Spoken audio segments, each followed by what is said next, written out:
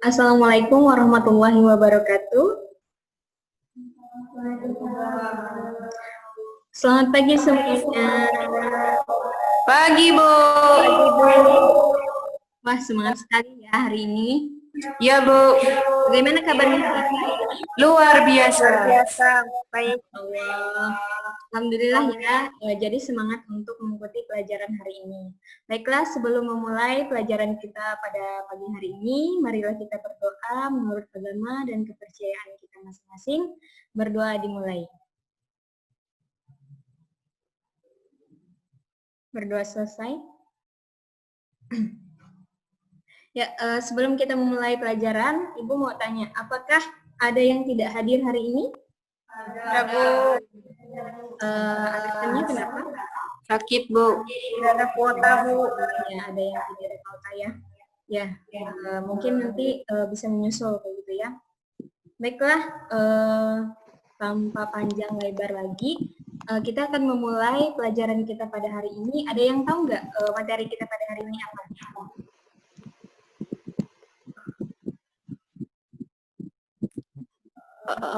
Itu di slide ada.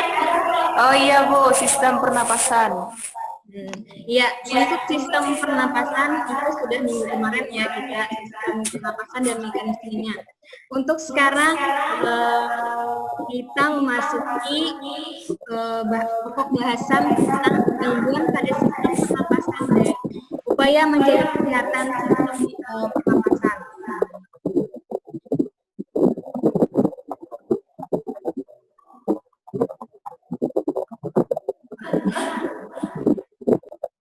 Baiklah, Ibu akan memberitahukan dulu tujuan pembelajaran kita pada hari ini, yaitu ada 3 aspek, yaitu yang pertama kognitif, afektif, dan psikomotor. Untuk aspek kognitifnya, peserta didik dapat menjelaskan gangguan sistem pernapasan. Yang kedua, peserta didik dapat menjelaskan apa saja upaya menjaga sistem pernapasan. Untuk ranah afektifnya, peserta didik dapat disiplin dalam mengerjakan atau mengumpulkan tugas sesuai dengan waktu yang ditentukan.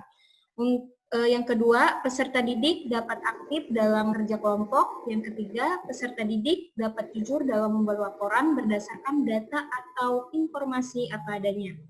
Kemudian yang keempat, peserta didik dapat bertanggung jawab dalam melaksanakan apa yang pernah dikatakan tanpa disuruh atau diminta.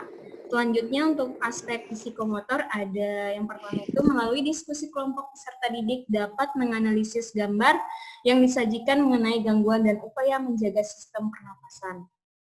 Nah, minggu kemarin kita sudah memasuki materi pernapasan pada manusia. Ada yang ingat nggak definisi dari sistem pernapasan? Silakan. Tahu, Bu. Ya, silakan.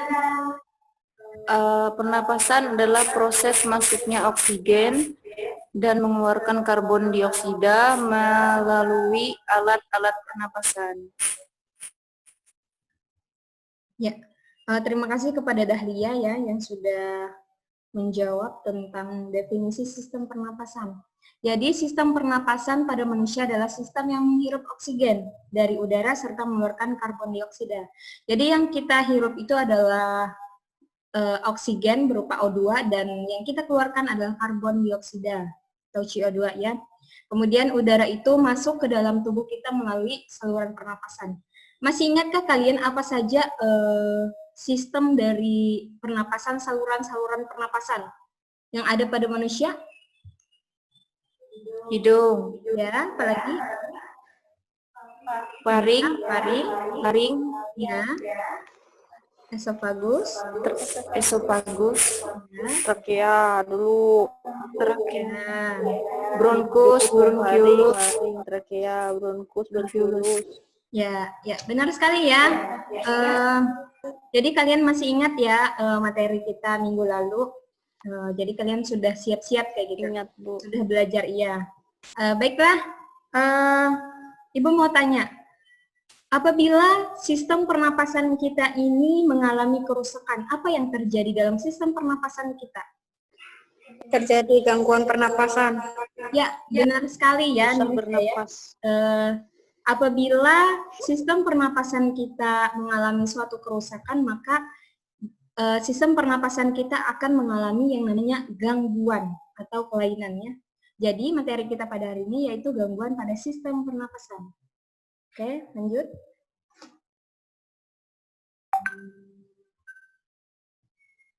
Gangguan pada sistem pernapasan dan upaya menjaganya.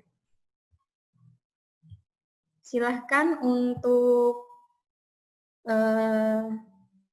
Norbaiti, silahkan baca di slide. Silahkan. Baik, Bu. Sistem pernapasan manusia dapat mengalami gangguan atau kelainan yang disebabkan karena sesuatu. Misalnya infeksi kuman, gaya hidup yang salah, kecelakaan atau faktor bawaan. Namun secara umum ada dua hal yang menyebabkan terjadi gangguan, yaitu gangguan pada pengikatan oksigen dan gangguan pada saluran pernapasan. Ya, terima kasih kepada Norbaiti. Jadi, sistem pernapasan manusia itu dapat mengalami gangguannya, seperti yang Ibu katakan tadi, apabila mengalami kelainan atau kerusakan, maka sistem pernapasan kita akan terganggu, yang disebabkan karena sesuatu. Apa sih sesuatunya itu? Misalnya infeksi kuman atau bakteri, gaya hidup kita yang salah, kecelakaan atau faktor keturunan atau faktor bawaannya. Nah, namun secara umum ada dua hal yang menyebabkan terjadinya gangguan pada sistem pernapasan manusia. Yang pertama itu gangguan pada pengikatan oksigen dan gangguan pada saluran pernapasan. Apa sih gangguan pada pengikatan oksigen? Gangguan pada pengikatan oksigen itu terjadi apabila kita terlalu banyak menghirup oksigen yang karbon monoksidanya terjadi keracunan, gitu ya, sehingga organ pernapasan kita menjadi terganggu. Contohnya seperti ini, ada asap pabrik, asap kendaraan, dan sebagainya, sehingga menyebabkan kita pernapasan kita menjadi terganggu, jadi sesak napas, ispa, dan sebagainya.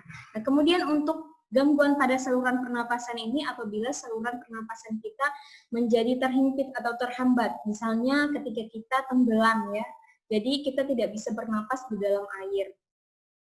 Oke, selanjutnya, ada yang tahu nggak apa saja sih penyakit yang bisa diderita oleh si penderita apabila gangguan dalam sistem pernapasan kita ini terganggu? Apa saja? Apakah ada yang tahu apa saja penyakitnya? Asma. Ya, lagi? TBC. Ya, TBC. Ya, bronkitis. Ya, benar sekali ya, jawaban kalian benar sekali. Jadi itu nanti yang akan kita bahas, apa-apa saja penyakit gangguan pada sistem pernapasan dan bagaimana sih upaya kita untuk menjaganya agar tidak terjadi gangguan pada sistem pernapasan kita. Yang pertama itu ada influenza. Silahkan untuk Nur Hidayah bacakan tentang influenza.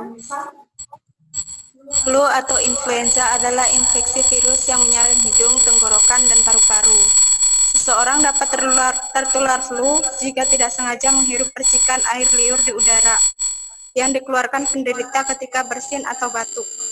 Selain itu, menyentuh mulut atau hidung setelah memegang benda yang terkena percikan air liur penderita juga bisa menjadi sarana penularan virus flu. Gejala flu adalah demam, pilek, hidung tersumbat, dan sakit kepala. Baiklah, tadi ya sudah dijelaskan oleh Nur Hidayah tentang flu atau influenza tadi ya. Sampai sini ada yang ingin ditanyakan tentang influenza? Nggak ada ya? Tidak ada, Bu. Nah, baiklah, kita lanjutkan.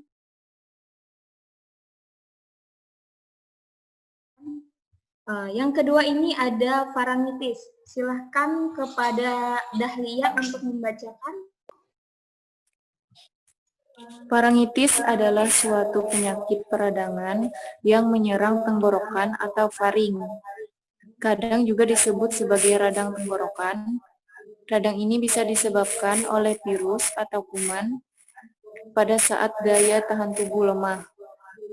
Gejalanya seperti nyeri atau sakit tenggorokan, gatal pada tenggorokan, sulit menelan, demam, sakit kepala, pegal linu, mual muntah, dan pembekakan pada leher depan.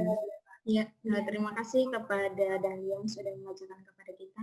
Jadi bisa dilihat pada gambar sebelah kiri ya di slide. Ini ada tenggorokan kita yang terlihat normal dan abnormal. Ada sekali ya perbedaannya bahwa di sini terlihat normal, kemudian di sini tidak terlihat normal. Artinya pernapasan kita atau di faring kita adanya gangguan. Jadi faringitis itu adalah suatu penyakit peradangan yang menyerang tenggorokan atau faring kita. Nah, sebagai kadang juga disebut sebagai radang tenggorokan. Radang ini bisa disebabkan oleh virus atau kuman pada saat daya tahan tubuh kita lemah. Jadi pada saat daya tahan tubuh kita lemah, virus atau penyakit ini bisa tertular kepada kita kayak gitu ya pada saat daya tahan tubuh kita lemah. Untuk gejalanya bisa nyeri atau sakit tenggorokan kita, gatal pada tenggorokan, sulit menelan, demam dan sebagainya. Selanjutnya ada laringitis.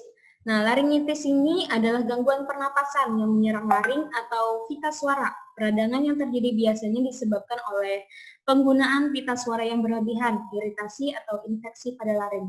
Nah, jadi laringitis ini bisa disebabkan juga pada saat kita terlalu banyak berbicara dengan volume yang keras, kita berteriak atau saat bernyanyi. Kan bernyanyi itu membutuhkan suara yang ekstra volumenya kayak gitu ya. Jadi bisa menyebabkan peradangan pada pita suara kita. Itulah yang bisa menyebabkan suara kita menjadi serak, parau, atau bahkan yang lebih parahnya adalah suara kita menjadi hilang. Itulah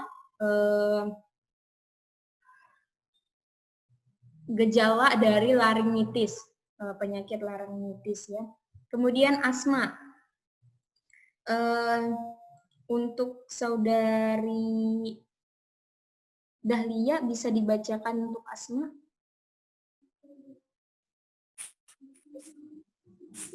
Bisa, Bu. Ya, kan. Asma adalah gangguan pada organ pernapasan berupa penyempitan saluran pernapasan akibat reaksi terhadap suatu rangsangan tertentu.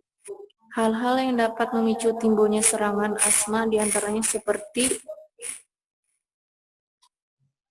Serbuk sari bunga, debu, bulu binatang, asap, udara dingin. Umumnya dari penyakit ini biasanya sesak napas dibarengi oleh mengi yang merupakan suara khas bernada tinggi saat pasien mengeluarkan nafas. Ya, terima kasih kepada Dahlia ya yang sudah Siap, Bu. Bisa dilihat pada gambar kayak gitu ya.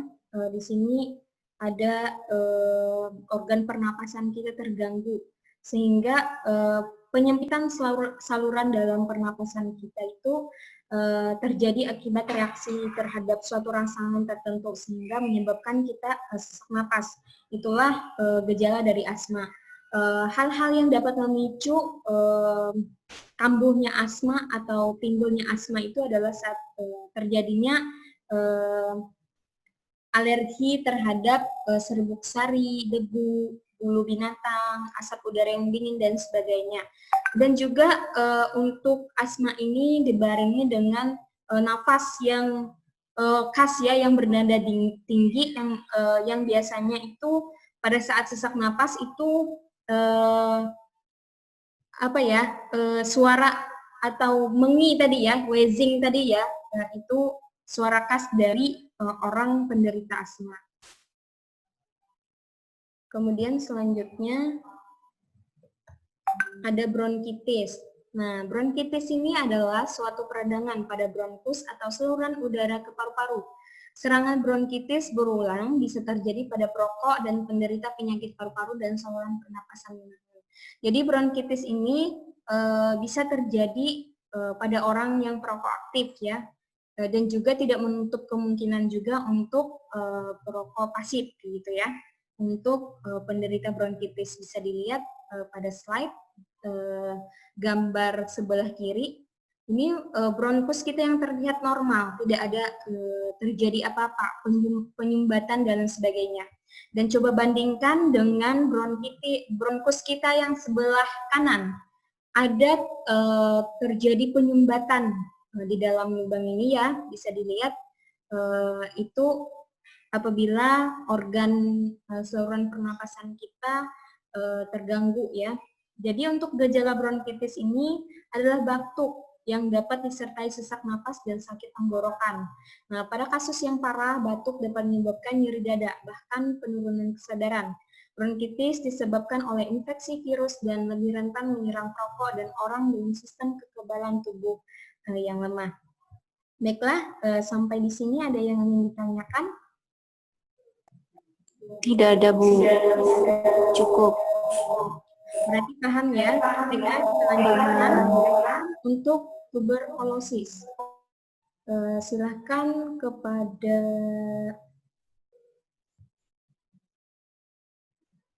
Mahmudah. Oh, masih belum bisa ya. Silakan Nur Hidayah untuk bacakan tentang tuberkulosis.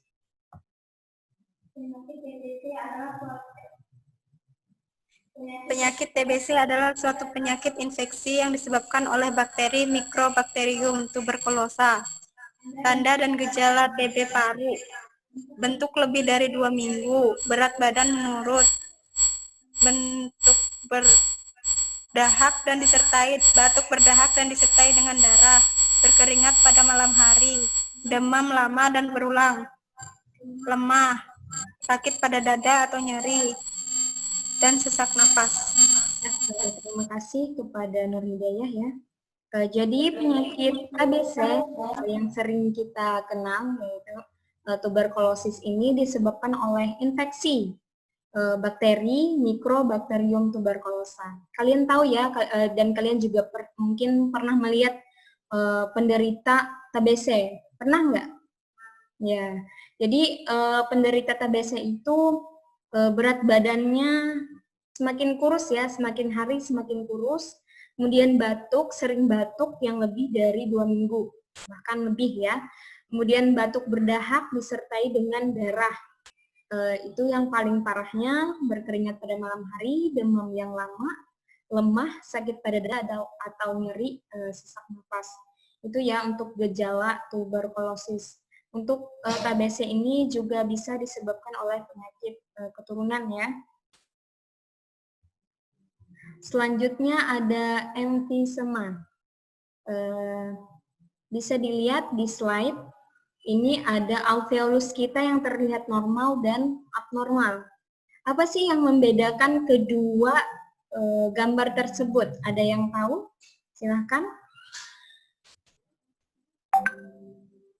Norbaiti? Yang membedakan kedua gambar tersebut pada saluran pernapasan kita. Tahu? Atau yang lainnya tahu?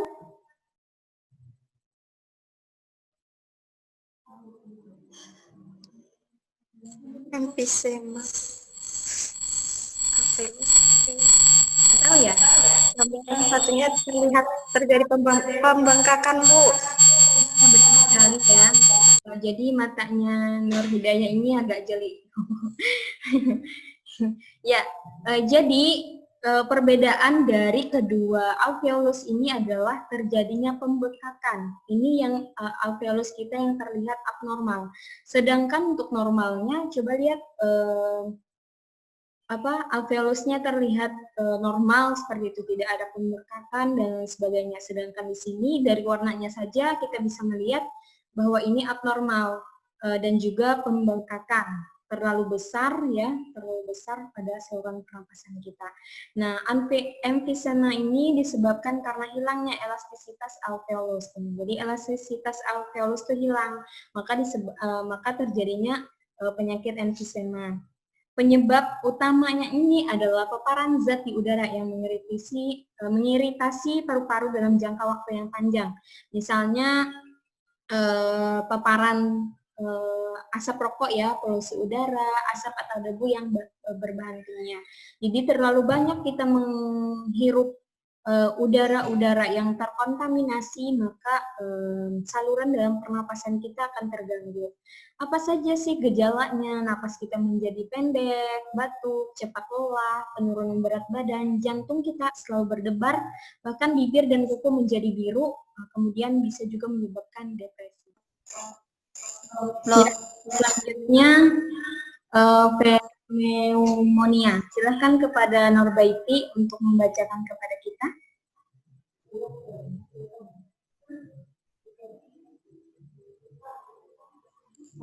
Ya, pneumonia atau yang biasa disebut dengan radang paru-paru merupakan peradangan akibat infeksi. Batuk berdahak, demam, dan sesak napas adalah gejala umum dari pneumonia. Ciri lain dari penyakit ini adalah dahak yang dapat berwarna kuning, hijau, coklat, atau bernoda darah. Ya, terima kasih kepada Norbaiti ya. Jadi bisa kita lihat di sini ya saluran pernapasan kita dilihat pada gambar sebelah kanan ada yang terlihat normal dan tidak normal. Terjadi perbedaan sekali ya di sini. Jadi fenomena ini atau disebut dengan radang paru-paru ya merupakan peradangan akibat infeksi, baik itu infeksi dari kuman, bakteri dan sebagainya ya. Untuk gejalanya itu yaitu batuk berdahak, demam, dan sesak napas. Itu adalah gejala umum dari penderita pneumonia.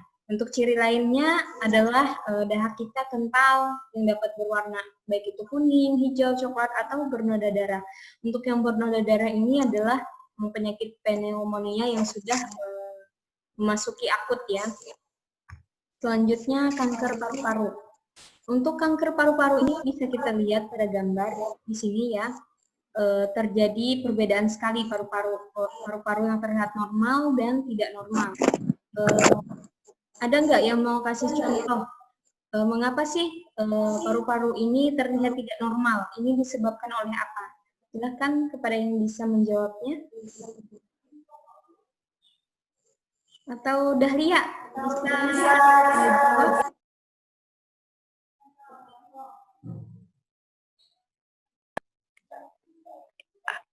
Bisa diulang, Bu? Ini ya, kita lihat paru-paru ini terlihat normal dan tidak normal. Kenapa sih paru-paru yang di sebelah kiri, di sebelah kanan ini terlihat tidak normal? Itu disebabkan oleh apa? Oleh asap rokok, Bu. Ya, lagi? Karena sering merokok. Ya, yang lain? Karena menghirup zat-zat beracun, Bu. Ya, benar. Ada lagi? Cukup ya? Stres. Ya, stres juga bisa. Atau paru-paru juga bisa, penyakit kanker paru-paru ini juga bisa disebabkan oleh orang yang tidak tidur kayak itu ya. Orang yang tidak tidur semalaman juga bisa menyebabkan kanker paru-paru ini. Paru-paru kita menjadi rusak seperti itu. Jadi alangkah baiknya untuk kita selalu menyayangi paru-paru kita karena paru-paru ini adalah salah satu wadah kita untuk hidup kayak gitu ya. Jika kita tidak bernapas dengan baik, itu bisa menyebabkan kematian ya. Jadi kanker paru-paru ini bisa disebabkan oleh menghirup atau mengkonsumsi rokok atau kita menghirup zat rokok, asap rokok, kemudian zat beracun, meminum alkohol dan sebagainya. Kemudian penyebab lainnya ini juga ada radiasi radioaktif, bahan kimia beracun, stres atau faktor dari keturunan.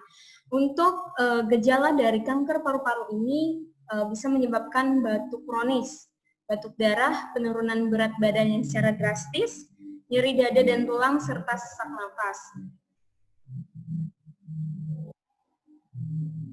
Selanjutnya, upaya menjaga kesehatan sistem pernapasan. Nah, apa saja sih upaya kita untuk menjaga kesehatan dalam sistem pernapasan kita? Yang pertama, perhatikan asupan tubuh kita.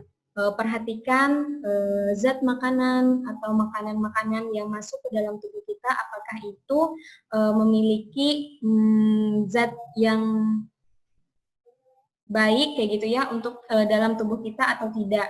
Jadi kita sendiri yang perlu mengontrol atau memperhatikan asupan tubuh kita, kemudian menggunakan masker.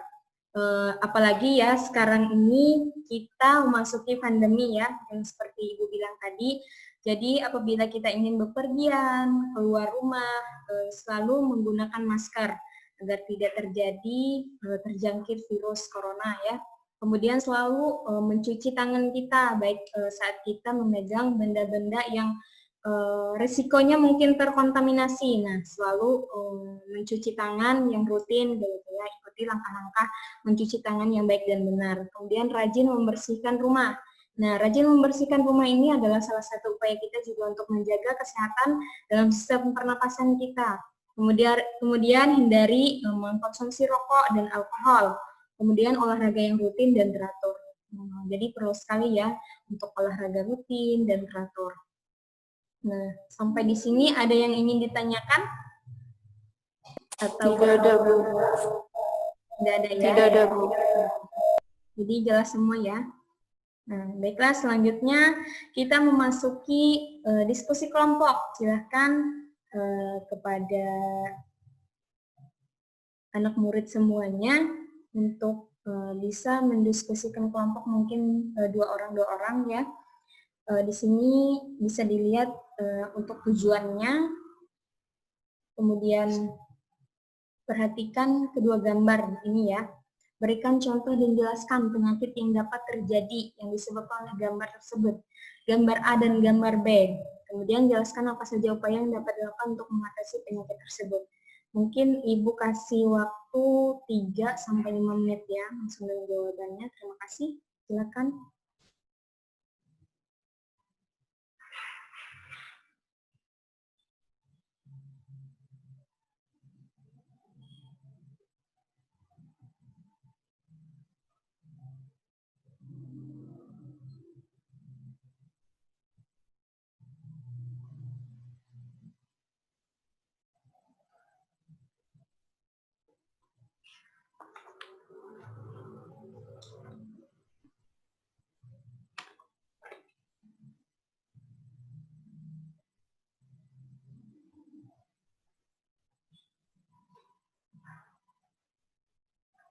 Silakan kepada kelompok yang sudah bisa dijawab.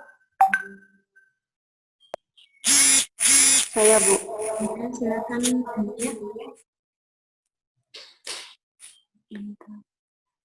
Saya menjawab nomor 1, Bu. Gambar A menunjukkan penyakit yang dapat terjadi pada gambar tersebut adalah ISPA atau infeksi saluran pernapasan, asma, radang paru-paru, dan lain sebagainya. Kemudian gambar yang kedua menunjukkan kanker paru-paru, Bu. Ya. Terima kasih, beri oplos kepada Dahlia yang sudah menjawab pertanyaan dengan benar ya. Kemudian nomor 2 silahkan. Saya, Bu. Ya, silakan. Jelaskan apa saja upaya yang dapat dilakukan untuk mengatasi penyakit tersebut. Yang pertama, hindari asap rokok. Yang kedua, gunakan masker saat bepergian. Ada lagi yang lain jawabannya selain dari Nur Hidayah? Atau ada yang ingin ditambahkan? Tidak ada, Bu. Ya, jadi silahkan beri aplaus kepada Nur Hidayah yang sudah menjawab pertanyaan dengan benar. Jadi untuk pertanyaan nomor 1 itu dijawab oleh Dahlia ya dengan baik dan benar gitu. Jadi untuk gambar 1A ini disebabkan oleh asap pabrik ya. Jadi asap pabrik ini bisa menyebabkan penyakit seperti ISPA, radang tenggorokan, asma, kemudian radang paru-paru, dan lain sebagainya. Untuk yang gambar B ini adalah orang yang mengkonsumsi rokok. Jadi risikonya besar sekali terkena kanker paru-paru ya. Jadi untuk kemudian yang kedua itu jelaskan apa saja upaya. Nah, benar sekali ya yang dikatakan oleh Nur Hidayah untuk menghindari berbagai penyakit yang sudah dijelaskan tadi, yaitu saat kita bepergian kita harus menggunakan masker agar tidak terkontaminasi di dalam saluran pernapasan kita, dan juga kita selalu menghindari asap rokok ya, dan sebagainya. Baiklah, terima kasih kepada yang sudah menjawab pertanyaan tadi. Silakan, apakah ada yang ingin memberikan kesimpulan terhadap pembelajaran kita hari ini, atau yang sudah dijelaskan tadi, atau kesimpulan dari diskusi tadi ya? Silahkan, siapa yang ingin menjawab atau memberikan kesimpulan kepada kita?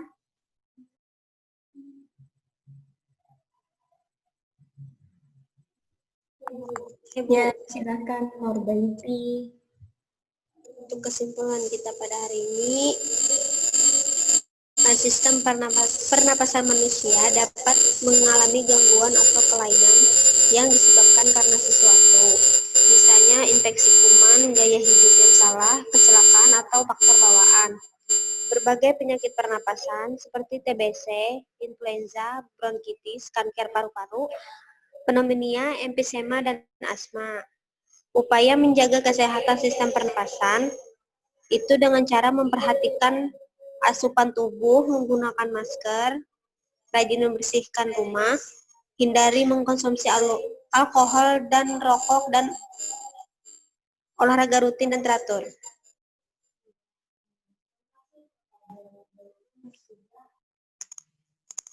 Ya, terima kasih kepada Norbaiti yang sudah menyampaikan kesimpulan pembelajaran kita pada hari ini ya. Baik sekali kayak gitu ya, kesimpulan yang sudah didapatkan berarti sudah masuk kayak gitu pembelajaran kita pada hari ini, sudah dapat diterima dan sudah dicerna dengan baik.